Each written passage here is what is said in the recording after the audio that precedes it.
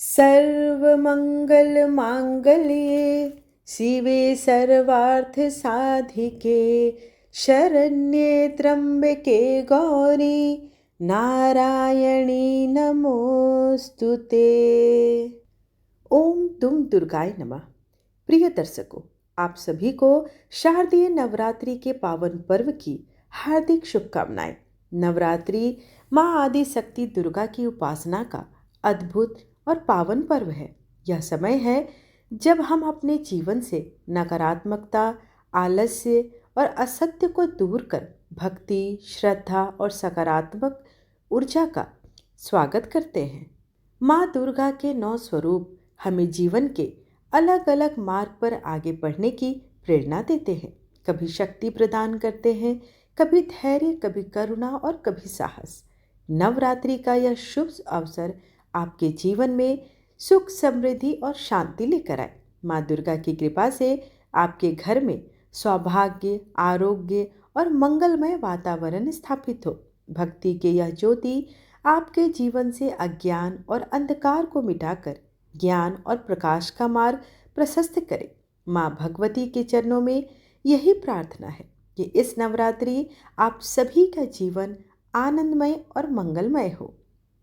प्रिय दर्शकों, आज हम प्रस्तुत कर रहे हैं माँ दुर्गा कवच, जो देवी महात्म्य का एक दिव्य और अत्यंत शक्तिशाली स्तोत्र है। दुर्गा कवच को ऋषि मार्कंडेय द्वारा रचित माना जाता है और इसमें माँ भगवती से रक्षात्मक कवच की प्रार्थना की गई है। इसे पढ़ने या सुनने से साधक को अद्भुत आत्मबल, निडरता और जीवन में सकारात्मक ऊर्जा प्राप्त होती है। यह कवच न केवल शत्रुओं और नकारात्मक शक्तियों से रक्षा करता है, बल्कि साधक के मन, शरीर और आत्मा को भी शक्ति प्रदान करता है।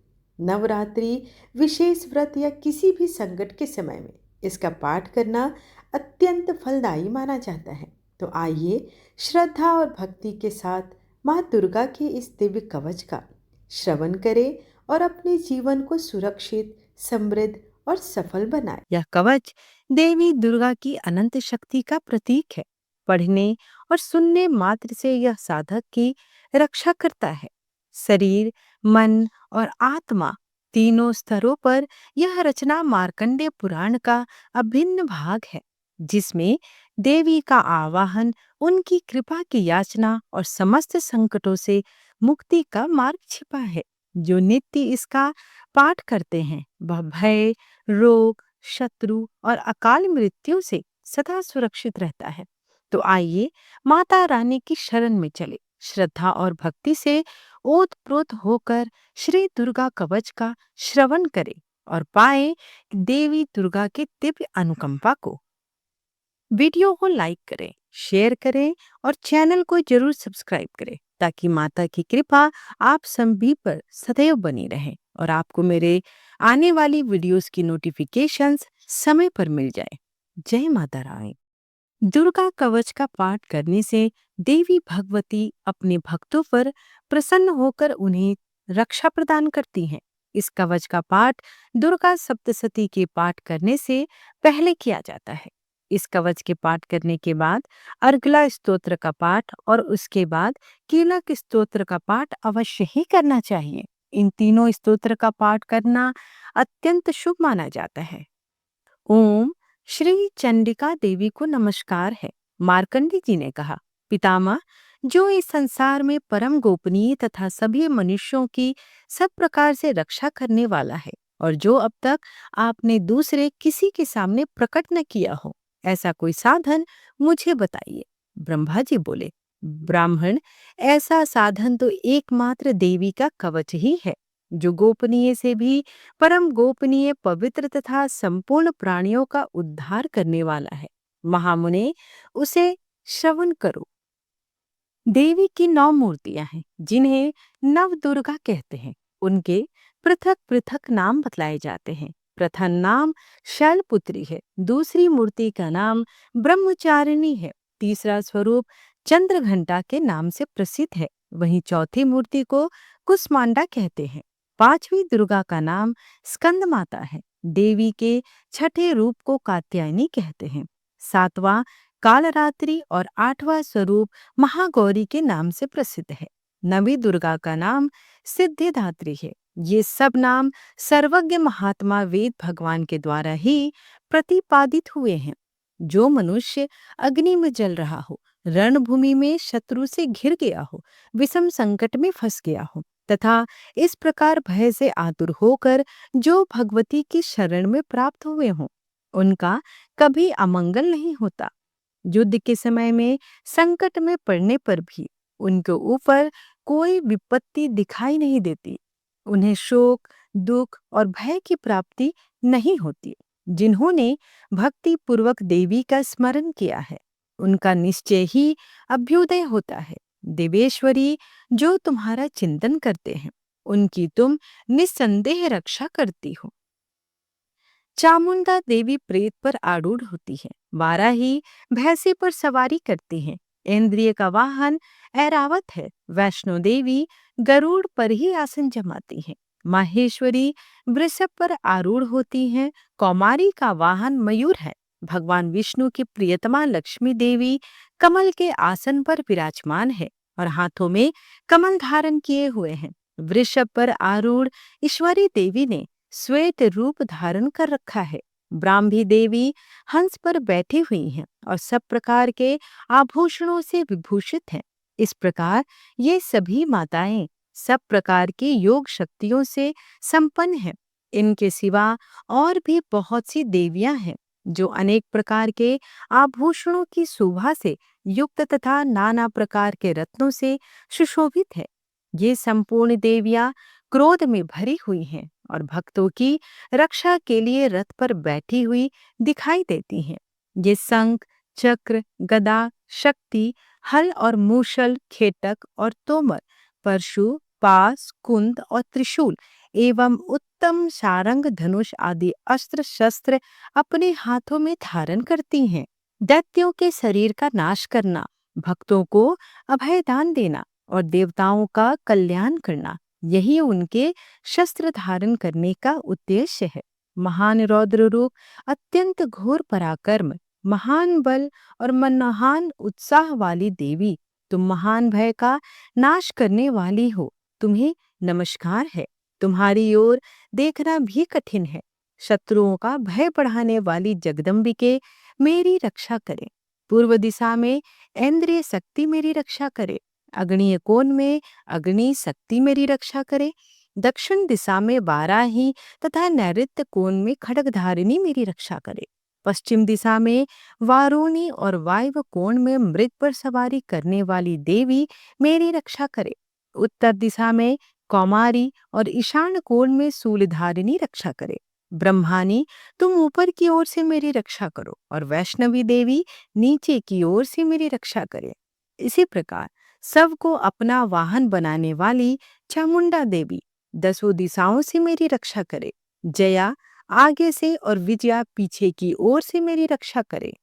वाम भाग में अजिता और दक्षिण भाग में अपराजिता रक्षा करे। उद्योतनी शिखा की रक्षा करे। उमा मेरे मस्तक पर विराजमान होकर रक्षा करे।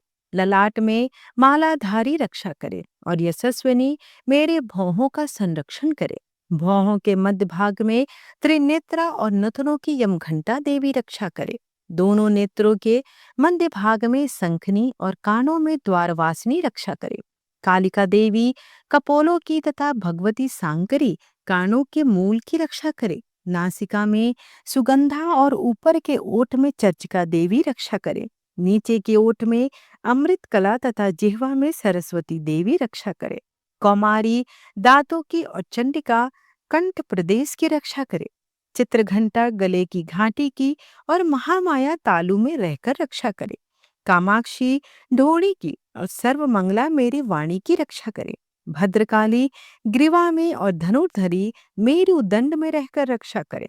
कंठ के बाहरी भाग में नीलग्रीवा और कंठ की नली में नलकूबरी रक्षा करे। दोनों कंधों में खड़गनी और मेरी दोनों भुजाओं की वज्रधारिणी रक्षा करे। दोनों हाथों में दंडनी और उंगलियों में अंबिका रक्षा करे। सुलेश्वरी नखों की रक्षा करे। कुलेश्वरी पेट में रहकर रक्षा करे। महादेवी दोनों स्तनों की और शोक विनाशिनी देवी मन की रक्षा करे। ललिता देवी हृदय में और शूलधारिणी उदर में रहकर रक्षा करे। नाभि में कामिनी और गुह्य भाग की गुहेश्वरी रक्षा करे। पुतना और कामिका लिंग की और महिषवाहिनी गुदा की रक्षा करे। भगवती कटी भाग में और विंध्यवासिनी घुटनों की रक्षा करे।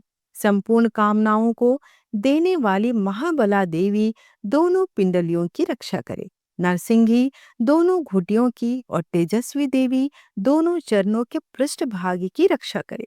श्री देवी पैरों की उंगलियों में और तलवासिनी पैरों के तलुओं में रहकर रक्षा करे।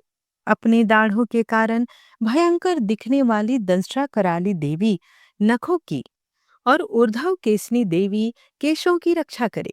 रोम वालियों के छिद्रों में कौबेरी और त्वचा की वागीश्वरी देवी रक्षा करे। पार्वती देवी रक्त मज्जा वसा मांस हड्डी और मेद की रक्षा करे। आंतों की कालरात्रि और पित्त की पुकटेश्वरी रक्षा करे। मूलाधार आदि कमल कोशों में पद्मावती देवी और कफ में चूड़ामणि देवी स्थित होकर रक्षा करे। नख के तेज की ज्वालामुखी रक्षा करे, जिसका किसी भी अस्त्र से भेदन नहीं हो सकता। वह अभेद्या देवी शरीर के समस्त संधियों में रहकर रक्षा करे।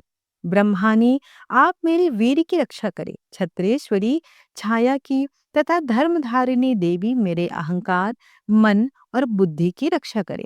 हाथ में वज्र धारण करने वाली वज्रहस्ता देवी मेरे प्राण, अपान, व्यान, उदान और समान वायु की रक्षा करे। कल्याण से शोभित होने वाली भगवती कल्याण शोभना मेरे प्राण की रक्षा करे। रस, रूप, गंध, शब्द और स्पर्श इन विषयों का अनुभव करते समय योगिनी देवी रक्षा करे तथा सत्व गुण, रजोगुण और तमोगुण की रक्षा सदा नारायणी देवी करे। वाराही आयु की रक्षा करे, वैष्णवी धर्म की रक्षा करे तथा चक्रणी देवी यश, कीर्ति, लक्ष्मी, धन तथा विद्या की रक्षा करे। इंद्राणी आप मेरे गोत्र की रक्षा करे। हे चंडिके तुम मेरे पशुओं की रक्षा करो। महालक्ष्मी पुत्रों की रक्षा करे और भैरवी पत्नी की रक्षा करे। मेरे पथ की शुभता तथा मार्ग की क्षेमकरी रक्षा करे। राजा के दरबार में महालक्ष्मी रक्षा करे तथा सब ओर व्याप्त रहने वाली विजया देवी संपूर्ण भयों से मेरी रक्षा करे। देवी जो स्थान कवच में नहीं कहा गया, अतएव रक्षा से रहित है, वह सब तुम्हारे द्वारा सुरक्षित हो, क्योंकि तुम विजयशालिनी और पापनाशिनी हो। यदि अपने शरीर का भला चाहे तो मनुष्य बिना कवच के कहीं एक पग भी ना जाए। कवच का पाठ करके ही यात्रा करे। कवच के द्वारा सब ओर से सुरक्षित मनुष्य जहां जहां भी जाता है, वहां वहां उसे धन लाभ होता है तथा संपूर्ण कामनाओं की सिद्धि करने वाली विजय की प्राप्ति होती है। वह जिस जिस अभिष्ट वस्तु का चिंतन करता है, उसको निश्चय ही प्राप्त कर लेता है। वह पुरुष इस पृथ्वी पर तुलना रहित महान ऐश्वर्य का भागी होता है। कवच से सुरक्षित मनुष्य निर्भय हो जाता है। युद्ध में उसकी पराजय नहीं होती तथा वह तीनों लोकों में पूजनीय होता है। देवी का यह कवच देवताओं के लिए भी दुर्लभ है। जो प्रतिदिन नियम पूर्वक तीनों संध्याओं के समय श्रद्धा के साथ इसका पाठ करता है, उसे दैवी कला प्राप्त होती है तथा वह तीनों लोकों में कहीं भी पराजित नहीं होता। इतना ही नहीं, वह अपमृत्यु से रहित हो 100 से भी अधिक वर्षों तक जीवित रहता है। मकड़ी, चेचक और कोढ़ आदि संपूर्ण व्याधियां नष्ट हो जाती हैं। कनेर, भांग, अफीम, धतुरे आदि का स्थावर विष, सांप और बिच्छू आदि के काटने से चढ़ा हुआ जंगम विष तथा अविफेन और तेल के संयोग आदि से बनने वाला कृत्रिम विष, ये सभी प्रकार के विष दूर हो जाते हैं। उनका कोई भी असर नहीं होता।